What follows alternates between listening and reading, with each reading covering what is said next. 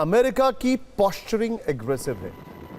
अंग्रेजी का शब्द पॉस्चरिंग का मतलब है अपनी पोजिशनिंग, यह दिखाना कि आप क्या करने वाले हैं। ट्रंप को कहा जाता है कि वो ट्रांजैक्शनल है, यानी कि सीधे तौर पर धमकी देके काम करवाने के वो आदी हैं, लेकिन ईरान अब झुकने को तैयार नहीं।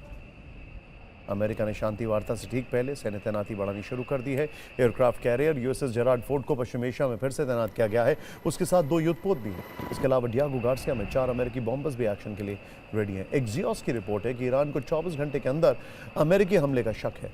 वहीं यूएन में अमेरिकी राजदूत के बयान ने युद्ध की तासीर को और बढ़ा दिया है। उन्होंने कहा है, एंड आई कोट, अमेरिकी फोर्स आईआरजीसी से जुड़े पुल को ध्वस्त करेगी। अमेरिकी सेना ईरान के ब्रिज पर नए सिरे से हमला करेगी। ईरान के पावर प्लांट्स को बर्बाद कर देंगे। अमेरिका की इन धमकियों का जवाब आईआरजीसी की ओर से भी दिया गया है। ईरानी स्टेट मीडिया के हवाले से कहा गया है कि दुश्मन के लिए नरक के घंटे शुरू हो चुके हैं। होर्मुज़ के बाद ईरान बाब अल मंदेब की किलाबंदी करेगा। वहीं ट्रंप ने कहा है कि ईरान ने समझौता नहीं किया तो तेहरान में ऐसी तबाही आएगी जिसकी कल्पना किसी ने नहीं की होगी।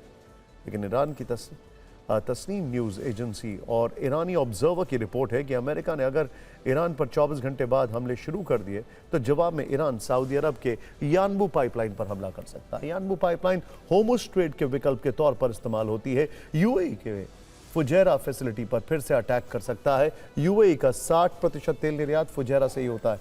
फुजैरा को यूएई की अर्थव्यवस्था का बैकबोन माना जाता है। ईरानी प्रॉक्सी ने अगर बाब अल मंदेब को भी बंद कर दिया तो समझे कि पूरी दुनिया में तेल का भारी संकट हो जाएगा।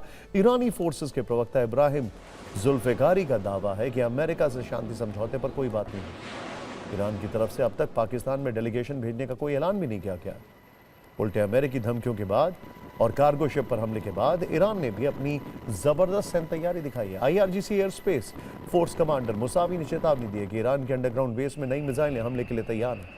ऐसी मिसाइलें जिनका इस्तेमाल युद्ध में अब तक नहीं किया गया। दावा है कि सीजफायर के दौरान ईरान ने मिसाइल और ड्रोन प्रोडक्शन तेजी से बढ़ाए, लेकिन अब समस्या पाकिस्तान के लिए भी खड़ी हो गई है, क्योंकि दूसरे दौर की बैठक से पहले ईरान ने ऐलान किया है कि अगर सकारात्मक संकेत मिलेंगे तब फैसला लेंगे। अमेरिका के साथ बातचीत भी युद्ध जैसा ही है। अमेरिका को अपनी दादागिरी छोड़नी होगी, किसी भी अमेरिकी शर्त को नहीं मानेंगे। ईरान की शर्तों को भी यूएस को मानना होगा। राष्ट्रीय हित और सुरक्षा हमारे लिए सर्वोपरि। सवाल यह है कि ईरान के अड़ियल रुख से अब इस्लामाबाद अकॉर्ड का क्या होगा। शाहबाज और मुनीर की कथित शांति वाली कोशिशों का क्या होगा। हालांकि मुनीर ने ट्रंप से फोन पर बात की, ईरानी पोर्ट पर नाकेबंदी को लेकर चर्चा की। यह भी कहा है कि इससे बातचीत पर असर पड़ सकता है। ट्रंप ने इस पर मुनीर से कहा है कि हम विचार करेंगे। उधर ईरान ने भी पाकिस्तान को एकमात्र आधिकारिक मध्यस्थ कहा है, लेकिन शांति वार्ता का राउंड 2 शुरू होने से पहले ही अब सस्पेंस हो गया। वैसे जब अमेरिका से बातचीत होने पर सस्पेंस है, तभी ईरान में कूटनीति की राह पर चलने वाले नरम दल के लोगों को आईआरजीसी ने साइडलाइन कर दिया। ये बड़ी इंटरेस्टिंग खबर है, ध्यान से देखिएगा। मतलब एक टकराव ईरान की सत्ता के अंदर भी है। बताया जा रहा है कि ईरान की सत्ता और ईरान की सेना में तालमेल की जगह तनाव है। दरअसल मेजर जनरल अहमद वाहिदी अब ईरानी सत्ता के केंद्र बिंदु बन चुके हैं। ईरानी सत्ता से अब्बास अरागची साइडलाइन हो चुके हैं। ईरानी एनएसए जुल्कद्र का समर्थन भी अहमद वाहिदी के साथ है। वाशिंगटन स्थित institute for the study of war का यह दावा है। पहला सबूत यह है कि ईरान के विदेश मंत्री ने होर्मुज़ खोलने का ऐलान किया था। इसके 18 घंटे के अंदर ईरान ने होर्मुज़ दोबारा बंद कर दिया। सवाल है कि यह फैसला कैसे लिया गया। दूसरा सबूत यह है कि ईरानी सरकार अमेरिका के साथ फिर बातचीत के मूड में है, लेकिन अहमद वाहिदी की वजह से सस्पेंस है, जिसमें युद्ध वाली चिंगारी है। और इसमें गौर करने वाली बात यह है कि अहमद वाहिदी मुज्तबा ख़ामेनी के बहुत करीबी हैं।